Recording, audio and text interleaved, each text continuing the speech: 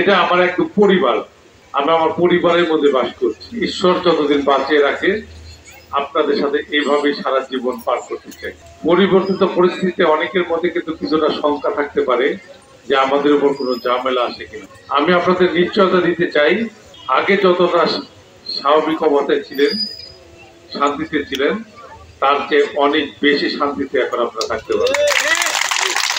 আমার কাছে আমার দেশটা অনেক বড়, আমার সমাজটা অনেক বড়, তারপরে আমার দল। দেশ যদি না থাকে, সমাজ যদি না থাকে, তাহলে দল দেখতে হবে, পরিবার দেখতে হবে, এবং এটা শুভ উদ্বোধন ঘোষণা করছি।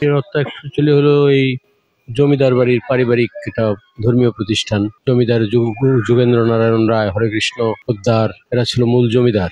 1240 বঙ্গাব্দ বা ওই পিরিয়ডে এটা প্রতিষ্ঠিত হয়। এবং বর্তমান যে অবস্থানটা, এটা হলো রিসেন্টলি যেটা করা হয়েছে, এটা একটু নতুন করে করা হয়েছে। কারণ পূর্বের যে মূল মন্দির যেটা, সেটা জরাজীর্ণ হয়ে গেছিল। আমরা যখন দেখি 5-6 পড়ি, তখন থেকে দেখতে যে এটা খুব জরাজীর্ণ। ব্রিটিশ আমলের রথ, আমাদের কলাকোবারের জমিদার হরেকৃষ্ণ পোদ্দার মহাশয় দ্বারা এটা নির্মিত। উনি ওনার পরিবারই দীর্ঘদিন এই রথটা পরিচালনা করেছে। ব্রিটিশ আমল থেকে আজও পর্যন্ত চলছে।